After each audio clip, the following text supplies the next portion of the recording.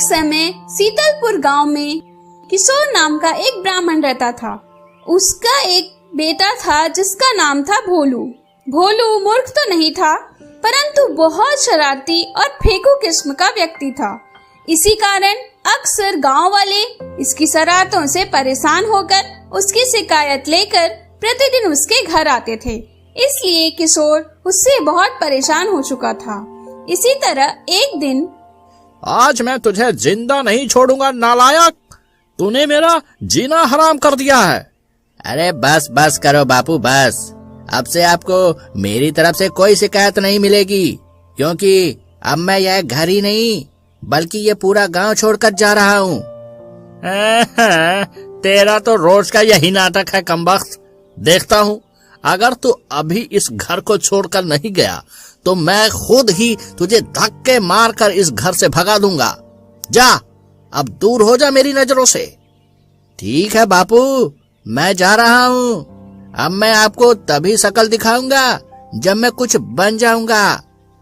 हाँ ठीक है, मैं भी देखता हूँ तुझे कितने दिनों तक घर से दूर रहता है तू। फिर भोलू चुपके से कुछ खाने के लिए रोटियां अपने पोटली में रखकर बिना कुछ सोचे समझे घर छोड़कर चला जाता है। भोलू काफी देर चलते चलते एक घने जंगल में बिछड़ जाता है।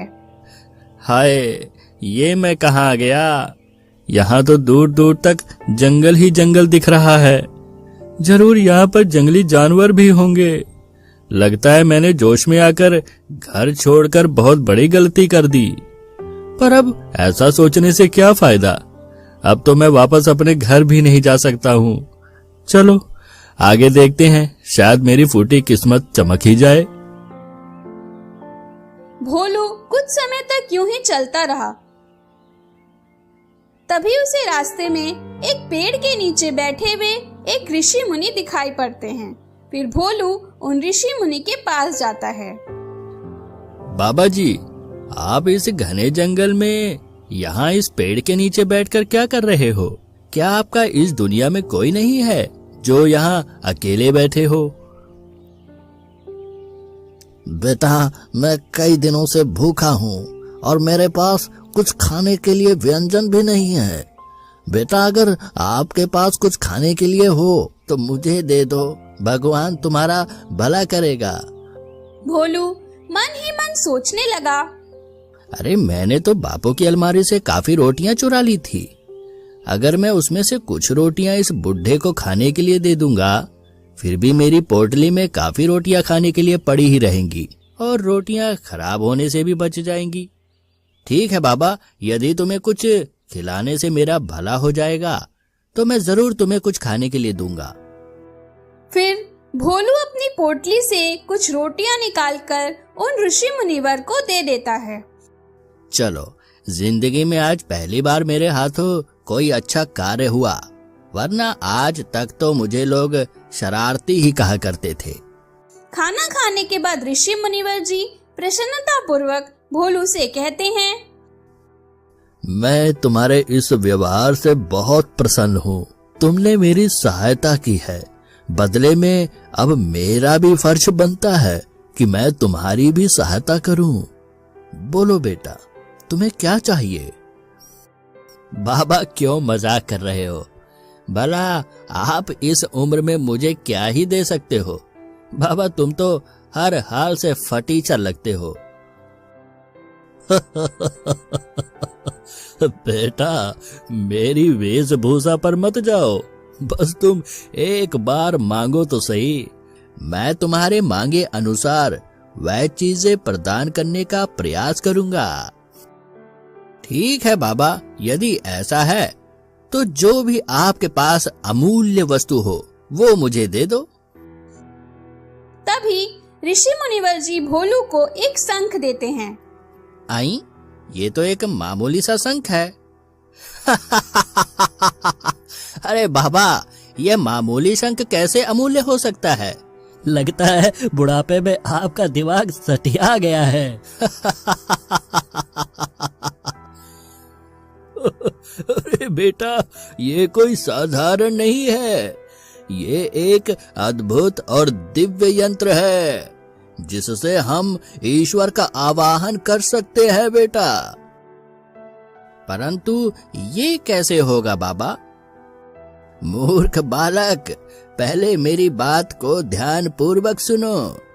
बेटा, जब भी तुम इस दिव्य शंख को ईश्वर का स्मरण करते हुए बजाओगे, उसी समय साक्षात ईश्वर प्रकट होंगे, जिससे तुम अपनी कोई भी 4 इच्छा की पूर्ति करवा सकते हो। लेकिन बेटा, एक बात को तुम सदैव याद रखना कि तुम इस दिव्य शंख का दुरुपयोग नहीं कर सकोगे। अरे वाह, फिर तो मैं सबको दिखा दूंगा कि भोलू मूर्ख या शरारती नहीं, बल्कि दुनिया में सबसे लायक और सुशील और महान इंसान है। बाबा, क्या मैं इस दिव्य शंख का इसी समय परीक्षण कर सकता हूँ? भोलू उस दिव्य शंख को जैसे ही ईश्वर की स्मरण करते हुए बजाता है कि तभी कुछ ही क्षण में साक्षात ईश्वर उसके सामने प्रकट होते हैं।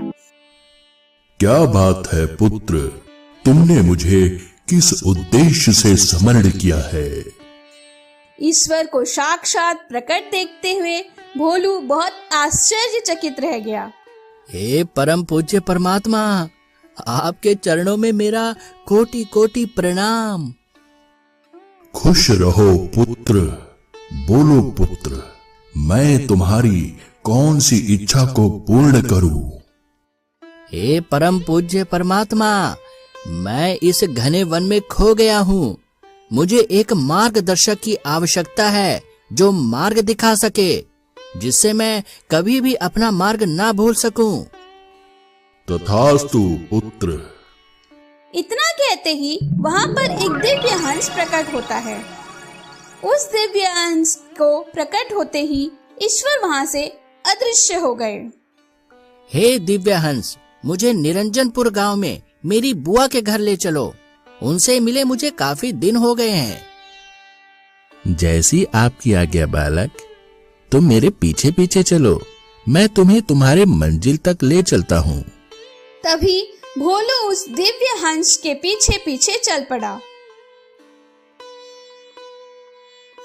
हे बालक, ये लो, मैंने तुम्हें तुम्हारी मंजिल तक पहुंचा दिया। हे दिव्य हंस, आपका बहुत बहुत धन्यवाद। मैं अपनी बुआ के गांव आ गया हूँ। अब आप जा सकते हो।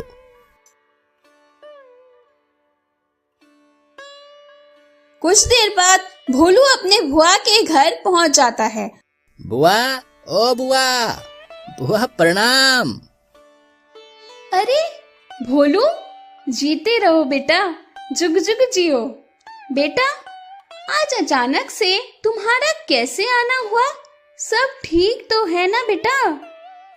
हाँ हाँ बुआ, सब ठीक ठाक है और बापू भी भले चंगे हैं। बुआ जी, बहुत महीने बीत गए थे, परंतु आपकी तरफ से कोई भी संदेश नहीं मिला। इसी वजह से बापू ने मुझे आपका हाल चाल मालूम करने के लिए भेजा है। बहुत अच्छा किया बेटा जो तुम आ गए। बेटा भोलू, क्या तुम भी अपने पिता की तरह ज्योतिष विद्या सीख रहे हो? अरे बुआ, बापू तो मेरे आगे कुछ भी नहीं है। मैं तो अभी से ज्योतिष विद्या में निपुण हो गया हूँ। बुआ, अब तो मैं अपनी ज्योतिष विद्या से सब कुछ बता सकता हूँ और जान सकता हूँ। हर किसी का खोया पाया बता सकता हूँ, हर प्रश्न का जवाब भी दे सकता हूँ। अरे बुआ, ये सब छोड़ो, पहले कुछ पेट पूजा तो कराइए। कुछ समय बाद भोलू की बुआ स्वादिष्ट पकवानों से भरी थाली लेकर आती है और भोलू चाव से भरपेट भोजन करता है। इसी तरह एक दिन भोलू को उस ऋषि मुनि का स्मरण हुआ और तभी भोलू ने उस ऋषि मुनि को शुक्रिया अदा करने के लिए उस जंगल में गया जहाँ पर वो भोलू से मिले थे। कुछ क्षण बाद भोलू वहाँ पर पहुँचा। तभी वह देखता है कि वह ऋषि मुनि वहाँ पर नहीं थे। फिर भोलू उन्हें ढूंढने लगता है। भोलू कुछ देर उन्हें इधर उधर ढूंढता रहा। तभी उसे किसी की रोने की आवाज सुनाई पड़ती है। ये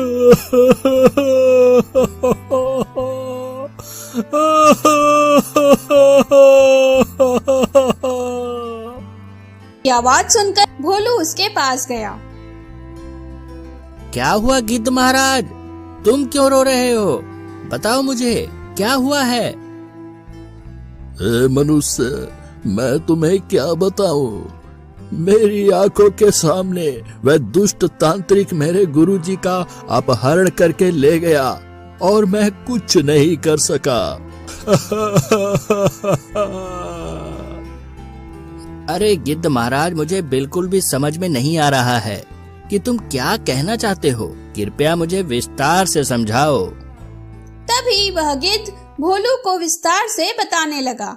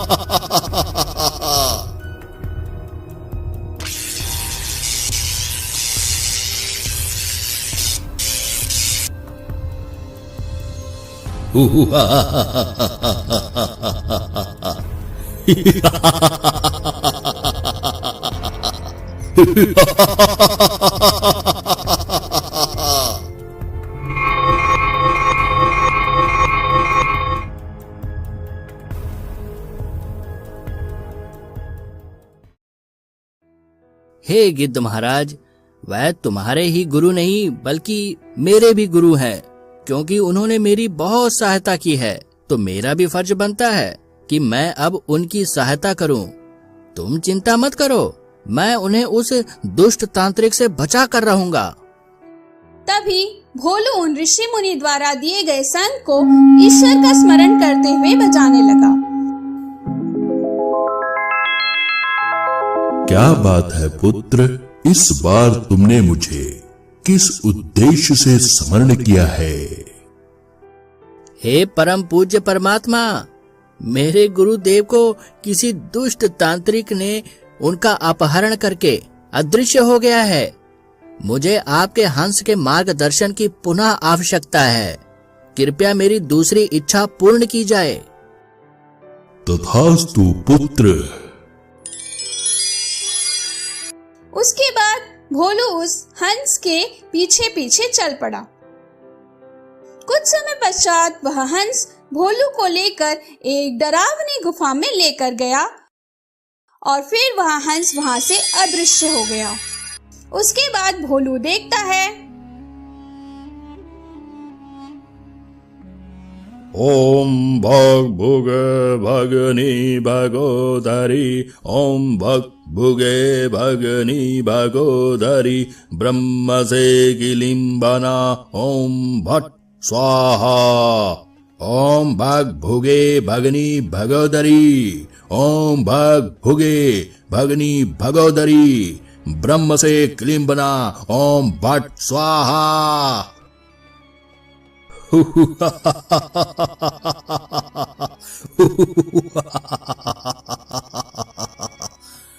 ओम हाकुनी डाकुनी परम पिशाचिनी चामुंडाय नमः।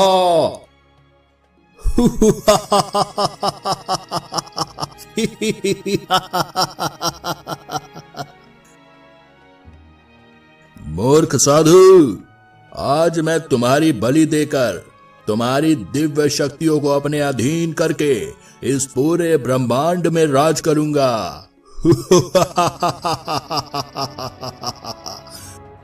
तभी वह तांत्रिक अपनी मायावी तलवार से उन ऋषि मुनिवर का सर धड़ से अलग कर देता है।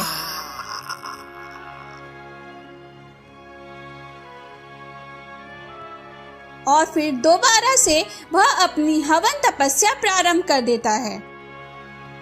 यह सब देखकर भोलू बहुत ही क्रोधित होकर मुनिवर के पास पड़े खंजर को उठाकर उस तांत्रिक हवन तपस्या पूर्ण होने से पहले ही उसका सर धड़ से अलग कर देता है और तभी उस तांत्रिक की मृत्यु हो गई। तभी भोलू उन ऋषि मुनिवर का कटा हुआ सर देखकर बिलक बिलक कर रोने लगता है। अरे ऐसा नहीं हो सकता। मुझे माफ कर दो बाबा, मैं आपकी रक्षा नहीं कर सका। ये क्या हो गया? भोलू कूट कूट कर रोता रहा। तभी उसे इन मुनि ऋषिवर द्वारा दिया गया दिव्य संग का स्मरण हुआ और तभी भोलू एक भी क्षण बर्बाद किए बिना ईश्वर को स्मरण करते हुए शंख को बजाना प्रारंभ कर दिया। क्या बात है पुत्र, तुमने मुझे किस उद्देश्य से तीसरी बार स्मरण किया है?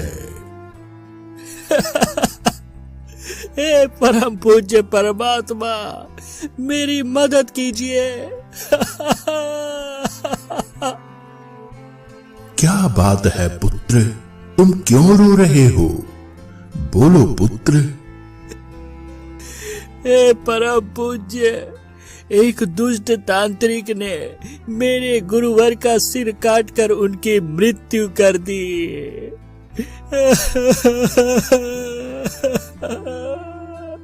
परम पूज्य, मेरी तीसरी इच्छा को पूर्ण करने की कृपया करें। तथास्तु पुत्र। उसके बाद उन ऋषि मुनिवर का कटा हुआ सर पुनः से उनकी देह में स्थित हो जाता है और पुनः उन्हें जीवन प्राप्त हो जाता है और फिर वह ऋषि मुनिवर बहुत ही प्रफुल्लित होकर भोलू से कहते हैं, वाह पुत्र, तुमने आज साबित कर दिखाया, एकमात्र तुम ही वह दिव्य शंख के पात्र हो। बस पुत्र, तुम इस बात को याद रखना कि अब सिर्फ तुम्हारे पास एक और अक्षर शेष है, जो मुझे पूर्ण विश्वास है कि तुम उसे भी एक अच्छे और सच्चे कार्यों में उपयोग करोगे। जी बाबा, जैसा आपने कहा है बिल्कुल वैसा ही होगा। मैं यह एक बची हुई इच्छा अवसर को जरूर अच्छे कार्यों में ही उपयोग करूंगा।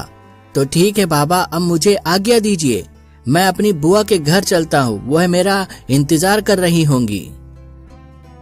इतना कहने के बाद भोलू वापस अपने बुआ के यहाँ चला जाता है।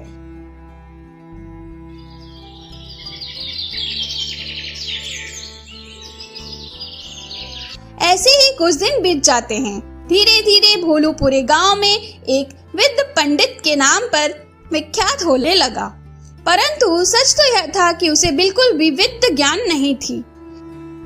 इसीलिए उसे यह बात की चिंता सताने लगी कि कहीं उसका सच सभी गांव वालों के सामने न आ जाए।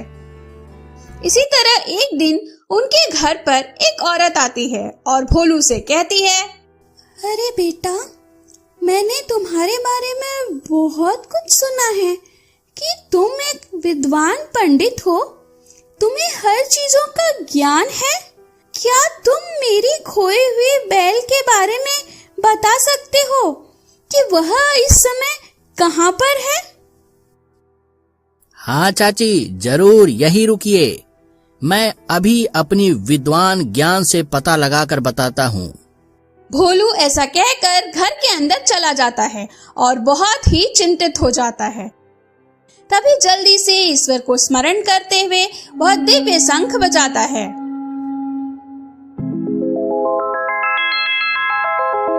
हे पुत्र, यह तुम्हारे पास अब आखिरी अवसर है, तो तुम सोच समझकर इच्छा प्रकट करना।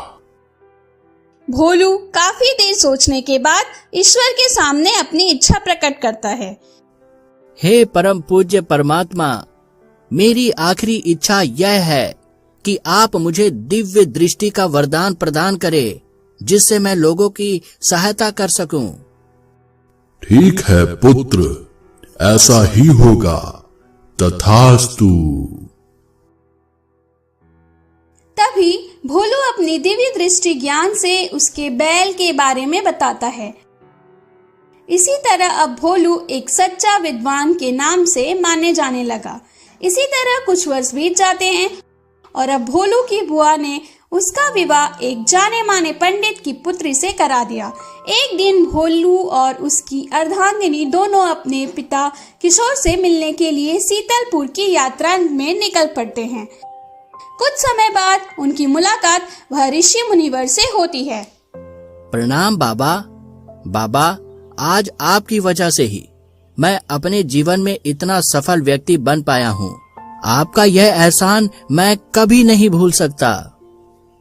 सदा सुखी रहो पुत्र, और ऐसे ही तुम सत्य के मार्ग पर चलकर दूसरों की सहायता करते रहो। ईश्वर सदैव तुम्हारा कल्याण करेगा। ऐसा कहने के पश्चात भोलू अपनी पत्नी के साथ अपनी बापू से मिलने के लिए यात्रा करने लगता है। कुछ पल बाद भोलू और उसकी पत्नी घर पहुंच जाते हैं। प्रणाम पिताजी। मैंने आपसे कहा था ना कि मैं इस घर में तभी वापस लौटूंगा जब मैं एक सफल व्यक्ति बन जाऊंगा। और आज मैं आसपास के राज्य में एक विद्वान पंडित के नाम से विख्यात हूँ, और मैं अपने आसपास के राज्यों के एक जाने माने पंडित की पुत्री से विवाह भी करके आया हूँ। पिताजी, इसके लिए मैं आपसे माफी मांगता हूँ कि मैंने बिना आपकी आज्ञा लिए विवाह कर लिया। अरे पुत्र, मुझे बहुत गर्व है तुम पर कि तुम अपनी शरारती हरकतों को त्याग करके और कठिन परिश्रम करके एक सफल व्यक्ति बन गए हो। मुझे गर्व है पुत्र कि मैं तुम जैसे पुत्र का पिता हूँ। मैं बहुत खुश हूँ पुत्र। अब किशोर अपने पुत्र और पुत्रवधू के साथ खुशी खुशी रहने लगा। तभी रास्ते में उन्हें एक प्यारा सा हिरन दिखाई पड़ता है। अरे वाह, ये हिरन तो बहुत सुंदर है। क्यों ना मैं इसे महल लेके जाऊं? पिताजी इस हिरन को देख के जरूर बहुत खुश होंगे। अरे ये हिरन तो चलता ही जा रहा है। जल्दी से मुझे इसे पकड़ के ले जाना होगा, नहीं तो ये भाग जाएगा।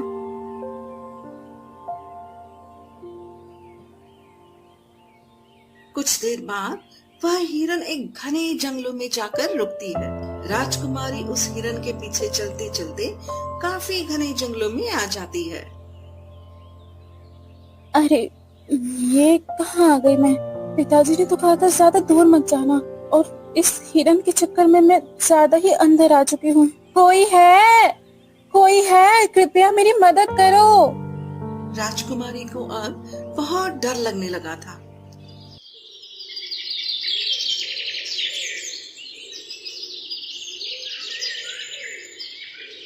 प्रतापगढ़ नामक राज्य एक महान और विशालकाय राज्य के नाम से प्रसिद्ध था। इस राज्य के शासक राजा रघुराज प्रताप द्वारा किया जाता था।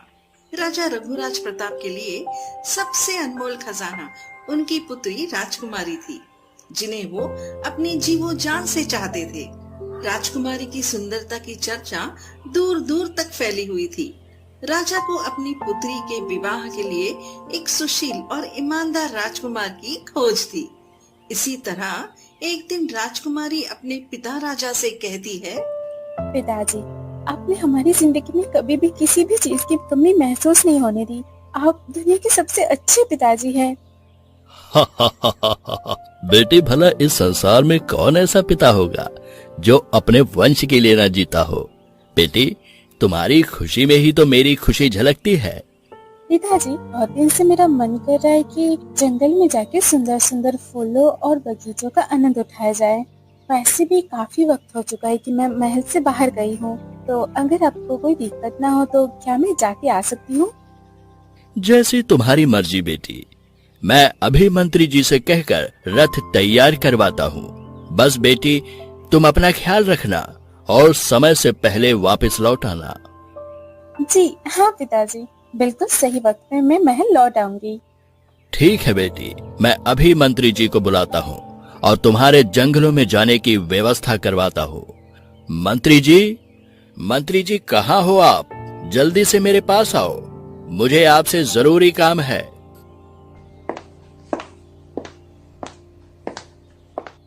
महाराज की जय हो। क्या हुआ महाराज? कहीं राज्य पर कोई संकट आया है या फिर किसी दूसरे राज्य पर आक्रमण करना है? बताइए महाराज। ना ही आक्रमण करना है और ना ही किसी राज्य पर हमला करना है। मंत्री जी, मैंने तुम्हें यहाँ पर बहुत जरूरी काम के लिए बुलाया है। तो आज्ञा दीजिए महाराज, आपका बताया हुआ कोई भी कार्य हो मैं अवश्य पूरा करूंगा। तो सुनो मंत्री जी, राजकुमारी का आज जंगलों में घूमने का मन है। मंत्री जी, यह काम मैं आपको सौंपता हूँ। आप राजकुमारी को जंगलों में सैर करवा कर लाइए और हाँ मंत्री जी, सही समय पर महल लौट आना। जी महाराज, जैसी आपकी आज्ञा। मैं अभी रथ तैयार करवाता हूँ और फिर जंगलों की ओर प्रस्थान करता हूँ।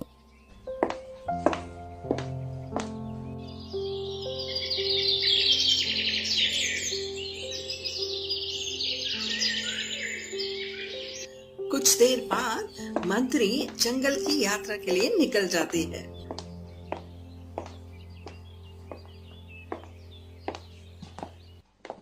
मंत्री जी, अगर आपकी इजाजत हो तो मैं यही आसपास थोड़ा अकेली घूमना चाहती हूँ। बेटी, बस एक बात ध्यान में रखना, ज्यादा दूर तक मत जाना, नहीं तो इस जंगल में बिछड़ जाओगी। तभी राजकुमारी जंगल में घूमने के लिए निकल जाती है। राजकुमारी काफी देर तक घूमती है। तभी रास्ते में उन्हें एक प्यारा सा हिरन दिखाई पड़ता है। अरे वाह, ये हिरन तो बहुत सुंदर है। क्यों ना मैं इसे महल लेके जाऊं? पिताजी इस हिरन को देख के जरूर बहुत खुश होंगे। अरे ये हिरन तो चलता ही जा रहा है। जल्दी से मुझे इसे पकड़ के ले जाना होगा, नहीं तो ये भाग जाएगा।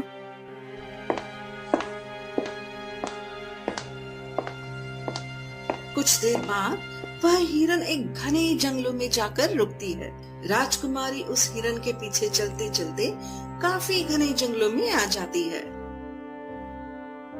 अरे ये कहाँ आ गई मैं? पिताजी ने तो कहा था ज्यादा दूर मत जाना, और इस हिरन के चक्कर में मैं ज्यादा ही अंदर आ चुकी हूँ। कोई है, कृपया मेरी मदद करो।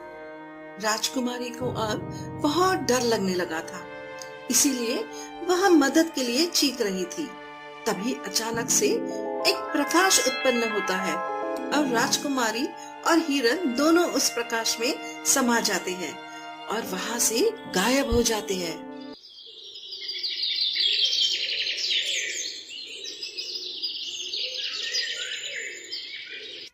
इधर मंत्री जी को राजकुमारी के इंतजार में काफी समय बीत जाता है और अब मंत्री जी को काफी चिंता भी होने लगती है। ये राजकुमारी कहाँ चली गई? काफी समय हो गया और अभी तक राजकुमारी वापस नहीं लौटी। मुझे बहुत चिंता हो रही है। क्या करूं? मेरे तो कुछ समझ में नहीं आ रहा।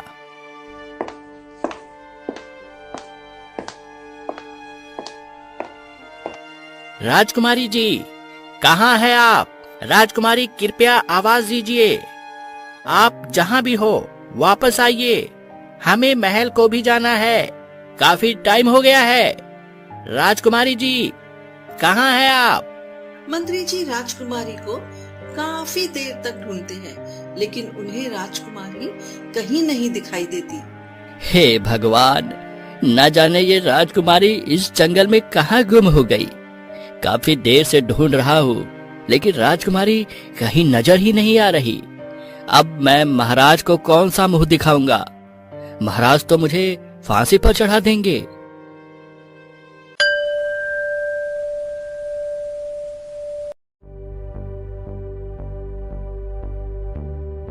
महाराज, महाराज, बहुत बड़ी मुसीबत हो गई महाराज। क्या हुआ मंत्री जी? आप इतने डरे हुए क्यों लग रहे हैं? बोलो मंत्री जी। तभी मंत्री जी महाराज को सारी घटित घटना के बारे में बता देते हैं। ये सब सुनने के बाद महाराज गुस्से से मंत्री जी से कहते हैं, मंत्री जी, आप ये क्या कह रहे हो? मैंने तुम्हें कितनी बार समझाया था कि तुम राजकुमारी का ख्याल रखना, लेकिन तुम इतने बेहुदे कैसे हो सकते हो? पता नहीं मेरी पुत्री कहाँ और किस हाल में होगी। हे भगवान, मेरी ही गलती है जो मैंने उसे जंगलों में जाने के लिए इजाजत दे दिया। मंत्री जी, मैं तुम्हें 1 हफ्ते का समय देता हूँ। मुझे मेरी पुत्री चाहिए तो चाहिए, मैं कुछ नहीं जानता, वरना मैं तुम्हें फांसी पर चढ़ा दूंगा।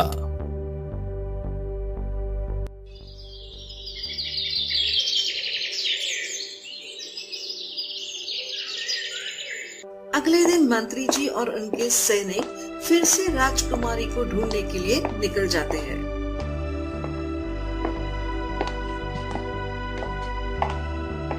मंत्री जी और उनके सैनिक राजकुमारी को सभी जगह ढूंढते हैं, लेकिन राजकुमारी कहीं नहीं मिलती। और फिर मंत्री जी और उनके सैनिक निराश होकर वापस महल लौट जाते हैं।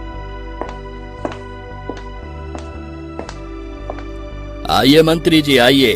क्या हुआ मंत्री जी, कुछ पता चला मेरी राजकुमारी के बारे में? बोलो मंत्री जी। महाराज, हमने राजकुमारी को कोना कोना ढूंढ लिया, लेकिन राजकुमारी कहीं दिखी नहीं। कहीं नहीं दिखी? तो तुम वापस महल क्यों आए?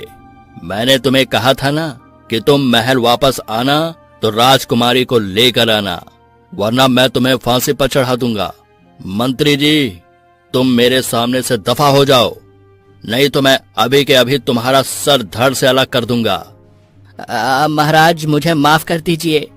मैंने अपनी तरफ से पूरी कोशिश की थी राजकुमारी को ढूंढने के लिए। महाराज, एक उपाय है जिससे शायद हमें राजकुमारी का पता चल सकता है। अच्छा, जो भी उपाय है जल्दी से बताओ। महाराज, अपने राज्य के बगल एक विद्यानी बाबा रहते हैं।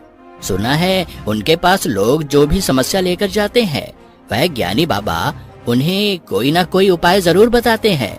महाराज, क्यों ना हम अपनी समस्या उन ज्ञानी महाराज बाबा को बताएं। महाराज, मुझे पूरा भरोसा है कि वह महान ज्ञानी बाबा हमारी कोई ना कोई मदद जरूर करेंगे। मंत्री जी, मुझे मेरी पुत्री को ढूंढ कर लाने में बिल्कुल भी देरी नहीं चाहिए। हम लोग तुरंत उन महान महात्मा से मिलने के लिए चलते हैं। इतना कहने के बाद महाराज और मंत्री जी उन महात्मा साधु से मिलने के लिए निकल जाते हैं। प्रणाम गुरुदेव। सदा सुखी रहो बेटा। बोलिए महाराज, अचानक आपका यहाँ कैसे आना हुआ?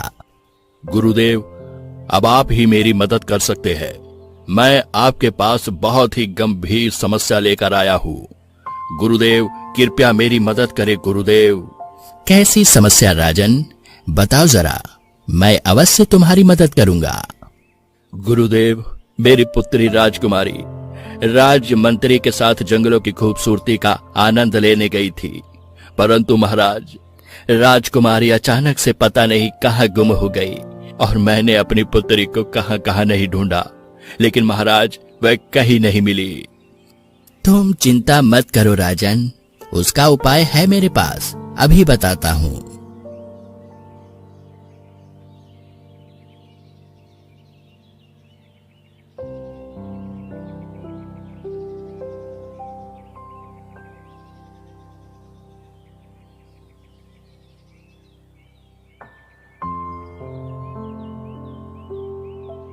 राजन, आपकी पुत्री जिस जंगल में सैर करने के लिए गई थी, वहीं जंगलों के बीच एक विशाल काय गुफा में एक दुष्ट तांत्रिक ने कैद कर रखा है उसे। राजन, उस गुफा का द्वार सिर्फ अमावस्या के दिन ही खुलता है, लेकिन उस द्वार के अंदर तुम तभी प्रवेश कर पाओगे जब तुम्हारे पास वह लाल चमकता हुआ हीरा रहेगा। ठीक है गुरुदेव, मैं जाऊंगा उस गुफा में। अपनी पुत्री को बचाने के लिए मैं किसी भी चुनौतियों का सामना कर सकता हूँ। महाराज, बस आप मुझे वह लाल हीरे के बारे में बता दीजिए कि वह लाल हीरा कहाँ पर मुझे मिलेगा। ठीक है, तो मेरी बात ध्यान से सुनो राजन। उस अमावस्या के दिन उस गुफा के ठीक बाहर खड़े एक मायावी हिरन पर सूर्य की किरणें उस हिरन के ऊपर पड़ती हैं। ठीक उसी समय वह लाल हीरा उस मायावी हिरन के मुख से निकलेगा। तभी तुम चुपके से उस हीरे को जल्दी से उठा लेना।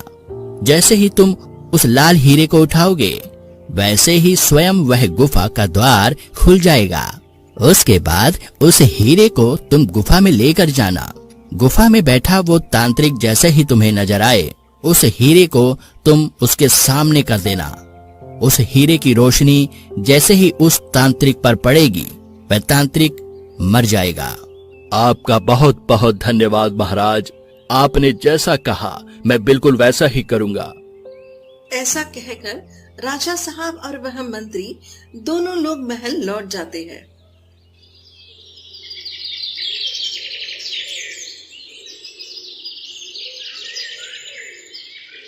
कुछ दिन बाद अमावस्या का दिन आ जाता है और राजा साहब और मंत्री साधु बाबा ने बताए हुए उस गुफा को ढूंढने के लिए निकल पड़ते हैं।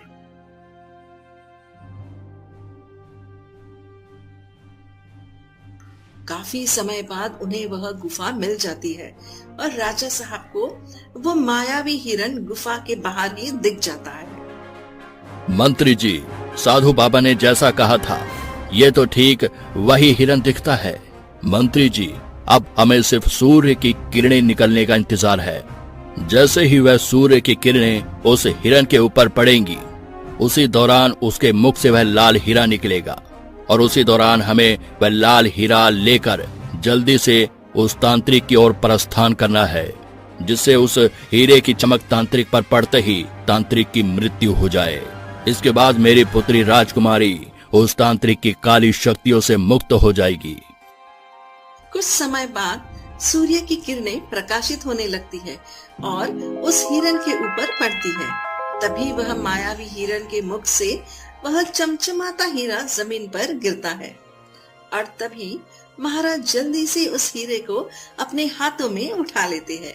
लेकिन वह देखते हैं कि जैसे साधु बाबा ने कहा था कि हीरे को हाथ में लेते ही गुफा का द्वार खुल जाएगा, पर वैसे नहीं हुआ। मंत्री जी, जैसा साधु बाबा ने कहा था ठीक वैसे ही किया है मैंने, लेकिन यह गुफा का द्वार तो खुल ही नहीं रहा। राजा साहब यह सब देखकर बहुत चिंतित हो जाते हैं और तभी उस गुफा के द्वार से एक आवाज आती है। रुक जाओ, तुम्हें पहले मेरे एक सवाल का जवाब देना होगा, तभी यह गुफा का द्वार खुलेगा। अगर शर्तें मंजूर हैं तो जवाब दो। कैसा सवाल? पूछो। तो सुनो, ऐसा क्या है जो मरते दम तक हमारा पीछा नहीं छोड़ता? महाराज यह सवाल सुनते ही बड़ी सोच में पड़ जाते हैं। तभी वहाँ पर एक आवाज आती है, हमारा अतीत। उस व्यक्ति के इतना कहते ही वह गुफा का द्वार खुल जाता है। राजा साहब यह सब देखकर बड़ी ही गंभीरता से उस व्यक्ति से कहते हैं, हे मनुष्य, तुम्हारा बहुत बहुत धन्यवाद। आज तुम्हारी वजह से यह गुफा का द्वार खुल पाया है, वरना आज पता नहीं क्या होता। तुम्हारा बहुत बहुत धन्यवाद। कोई बात नहीं महाराज, इसमें धन्यवाद की क्या जरूरत है। मुझे इस सवाल के बारे में पता था तो मैंने बता दिया। महाराज, अब हमें जल्दी से इस गुफा में चलकर राजकुमारी को बचाना चाहिए। हाँ मंत्री जी, आप बिल्कुल सही कह रहे हो। चलिए हम लोग जल्दी से चलकर राजकुमारी को बचाते हैं। उसके बाद सभी लोग उस गुफा के अंदर चले जाते हैं। कुछ देर बाद उन्हें वह दुष्ट तांत्रिक दिखता है और तभी महाराज जल्दी से हीरे को लेकर उस तांत्रिक की ओर प्रस्थान कर देते हैं और देखते ही देखते तांत्रिक की मृत्यु हो जाती है। उस तांत्रिक के मरते ही राजकुमारी उसके काले जादू से मुक्त हो जाती है। पुत्र, आज तुम्हारी वजह से मेरी राजकुमारी मुझे सही सलामत मिल गई। बोलो पुत्र, तुम्हें क्या चाहिए? मैं अपनी पुत्री के सही सलामत मिल जाने की खुशी में आपसे एक बात कहना चाहता हूँ। पुत्र, मैंने अपनी पुत्री राजकुमारी का विवाह तुमसे करने का मन बना लिया है। पुत्र, मुझे पता है तुम मेरी पुत्री के लिए सही हो। मैं तुम्हारी ईमानदारी को देखकर बहुत प्रसन्न हुआ।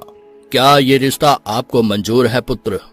महाराज, ये तो मेरा भाग्य है जो आपने अपनी पुत्री के लिए मुझे चुना है। महाराज, मैं बिल्कुल तैयार हूँ। बस आप एक बार राजकुमारी से पूछ लीजिए, क्या वह इस विवाह के लिए तैयार है? राजकुमारी, आप क्या कहती हैं? क्या आपको यह विवाह मंजूर है? जी पिताजी, मुझे आप पर पूरा भरोसा है। मुझे पता है कि आपने जो फैसला लिया होगा जरूर ही सोच समझ के लिया होगा। ठीक है राजकुमारी, तो मैं कल ही पंडित जी से बात करके विवाह की तैयारियां करवाता हूँ।